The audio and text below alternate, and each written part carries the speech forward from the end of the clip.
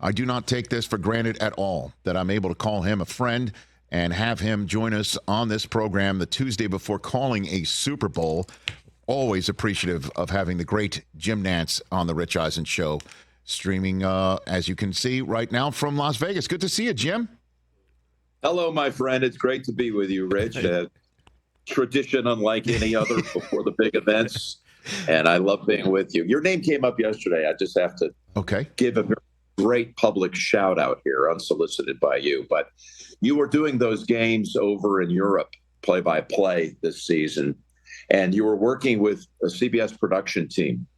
Mm-hmm. That's correct. These are all friends, colleagues, great friends of mine. Everybody universally came back talking about how much they enjoyed working with you and everyone from NFL Network. A huge legion of fans over here for all of you.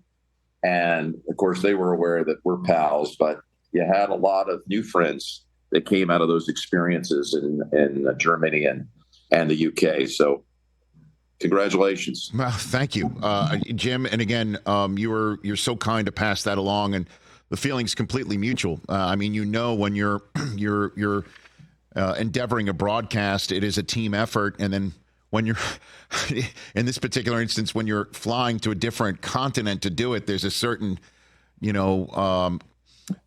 togetherness that you need in order to have something work. And I felt the same way about all of the CBS colleagues, and I always have, working on Thursday Night Football. First time I met you was at the U.S. Tennis Center when you were coming out as I guess just a fan going to watch some tennis when I was doing the late night show on CBS, the highlight show that used to exist. I still have my jacket and I still have my blazer. It fits. I'm very pleased to say. Where is it? Is it in the master bedroom closet? Or is it, no, it's actually, I think it's in our closet right here at work, I think. Is it here? I think so. I don't know. So. But I also noticed they've upgraded. Like, you and Romo are wearing like the parkas. I like that with the logo right there. I mean, they've got the whole thing working now, Jim.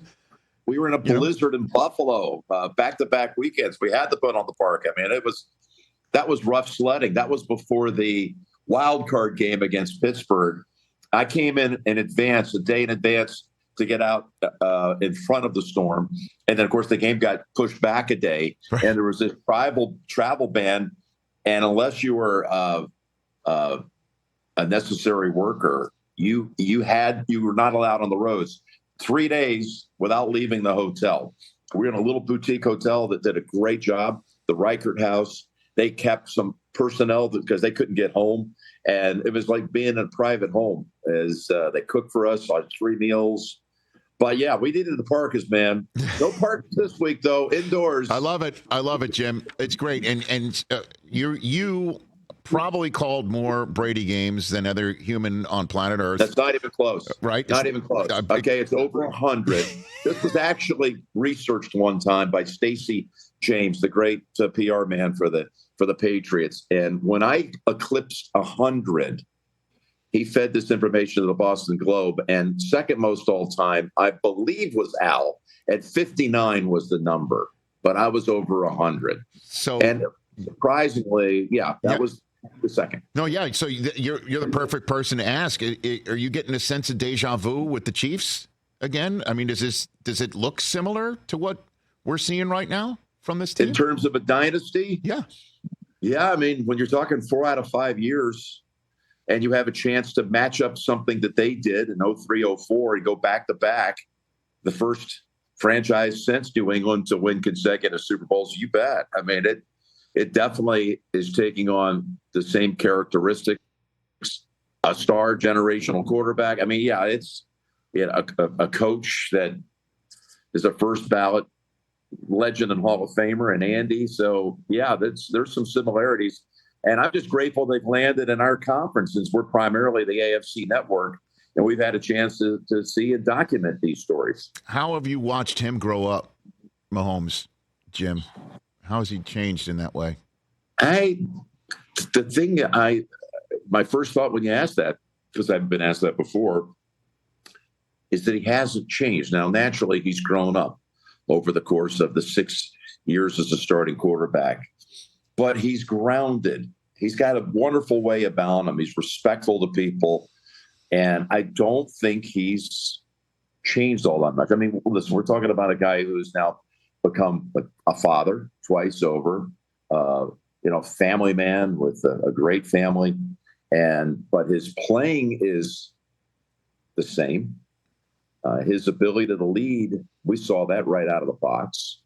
So I don't see anything about him that, wow, I remember how it used to be. No, this is kind of what it's been since 2018 when he got the starting job. It's truly amazing what he and what he can do now to go back to back. And that the last time we saw back to back Super Bowls 38 and 39. 38 being the last one for CBS you did not call. You were doing the pregame, because I remember I had you and Dion and Boomer and everybody on NFL Total Access in our first ever Super Bowl in the history of NFL Network. So this is your 7th Super Bowl that you're calling, Jim, if I'm correct. Right. I hosted it twice, and you gave the Lombardi Trophy away on those 2 occasions, and I've given it away these times that I've called the game too. I've made the march down from the booth hurriedly with a lot of assistance and gotten down to the field through the blizzard of confetti, as they say. And I've been there for that incredible coronation when the trophy is presented. So yeah, it goes fast, man. This is 9 overall for me, 7 play-by-plays, and I am due, Rich, for a close one. I have not had. I don't mean to laugh, but what is the history here? What do you got? You want history? Sure. I'll give you a few things. I'll give you that riveting Patriot Rams game in Atlanta, which was Super Bowl 53. I think it was 13-3 final. That is correct. And yep. There was one snap the entire game in the red zone. One. It was a 2-yard touchdown run by Sony Michel. It was set up with a seam pass down the field to Gronkowski, got tackled at the 2. The next play, they punched it across. They never saw inside the 20 the rest of the game, and the Rams never saw it the entirety of the game. That was 3-0, I believe, going to the third quarter. So we're due. And then we had the can't-miss Mahomes-Brady matchup, the COVID game, the COVID Super Bowl, and that was one-sided. That wasn't great. But hey, you know what? I'm actually being a little unfair here. The Saints and the Colts game, which was Drew Brees' greatest moment, greatest triumph, was a 7-point game, 31-24. Sure. And the Ravens 49ers Harbaugh Bowl was a 3-point game, with the Niners having 4 throws into the end zone from the 5 in the last 2 minutes to try to win it. All were incompletions. 3 of them were incompletions directed toward Michael Crabtree. That was a good game. But, I'm looking for a field goal at the end of this one, something like that. I'll take the Hail Mary if somebody wants to give it to us. We'll take that too. But I'm ready. I'm tired of being a number of times into the fourth quarter and into fill material and contextualizing and big picture and all this stuff. I want to be locked in on the next chapter. That is the next play. I love it. But let's also how it all started. Your first ever Super Bowl call, your first ever Super Bowl kick, right? Was, if I'm not mistaken, Devin Hester. Yeah. The one and only opening kickoff return for a touchdown in Super Bowl history. It's a record I'm rather proud of, Rich.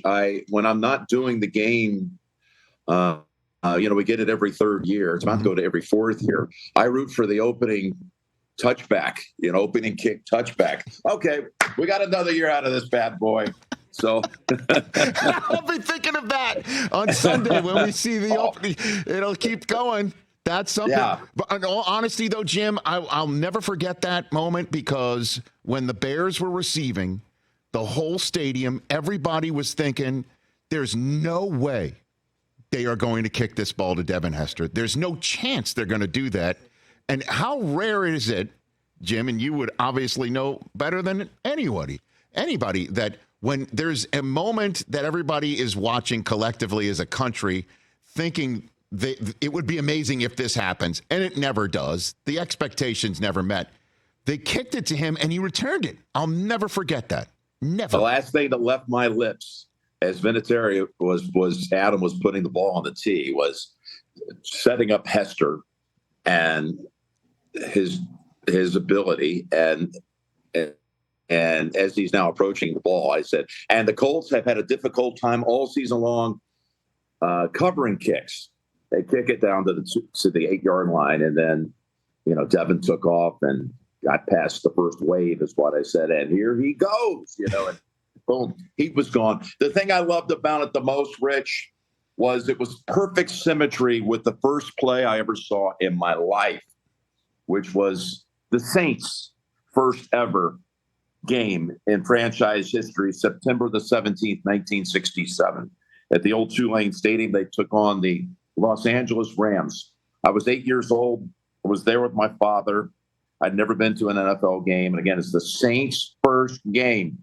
And the opening kick was returned for a touchdown by a player named John Gilliam, 94 yards for New Orleans for the touchdown. And to have that as my first play, and then my first play calling the game, goes the distance. My life was coming full circle, and I was grateful for that. Jim, I love that. All right, before I let you go, what's going to go through your head and your heart, your chest? You're sitting there. It's what I guess 3:18 local time in Las Vegas, 6:18 Eastern. What's going to happen on Sunday for you, Jim? Going to get lost in the game. Listen, we've done 21 broadcasts this season. It's been a wonderful season with Tony and Tracy and our crew. I just want it to feel like it always feels, the camaraderie, the chemistry. I just want to get lost in the game. I'm going to be very excited the fact that my children are going to be at the game. And that includes, believe it or not, I have an 8-year-old son who's the same age. His first Super Bowl is at the age of 8, which was my age when I went to my first ever game, the one I mentioned, the aforementioned Saints debut. So he's 8. He's going to have a memory seared into his brain. That's important to me. And I'm just going to hope he's having a great time. And I hope to be watching it with a very well-prepared week for me. And I hope to see the joy and the gift of this game through a child's eyes, my son. That's beautiful, Jim. As always, you are just one of one, man. I really appreciate the time here. You bet. And I can't wait to watch it. And literally, you already know there's no way there could be any bigger surprise or throw a figurative curveball your way more than, say, the moment in Buffalo between the Chiefs and the Bills when they show a cutaway of Taylor Swift's suite, and instead you see a shirtless, yelling, beer-holding Jason Kelce. That has to be way up there in terms of your having a curveball thrown your way in the history of your career. That was priceless. We also had the great moment, though, at the end of the game. I say great moment. It wasn't a great moment for the Bills Mafia that I absolutely admire to the 100th degree. But the kick with a minute and a half to go that went wide right, you just never know what's going to happen. And although I will say this, I really felt like had he made it, it was still going to be the Chiefs in the end because there was way too much time left for Patrick with 2 timeouts. You got Butker. They were going to win it anyway, I feel like. But, hey, listen, it's hard to believe. There's only been – now, this is the 58th game. I've been to 9 of them. That's not lost on me. This is as big as it gets. And my heart is overflowing with gratitude. That's all I can tell you right now is the people that have had that chance. There's very few of us who have.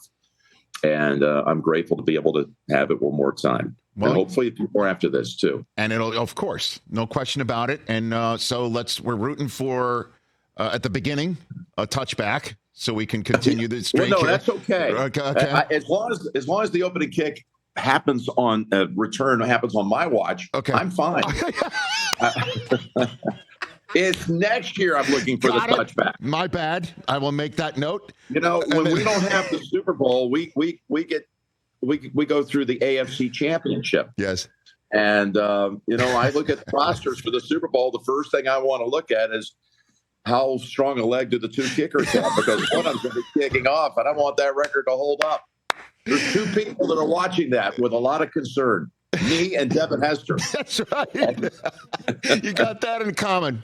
Oh, my gosh. Jim, you're the best. Have a great broadcast. Thanks, Truly Rich. Appreciate it. You be well. Love being with you, pal. And You on bet. behalf of all of us at CBS, thank you for being such a great pro and a friend to so many of us. We appreciate it. That means the Thank world. you, You have no idea. You're the man. Thanks, Jim. You be well. That's Jim Nantz, See you, the pal. great Bye-bye. Jim Nantz, right here on the show.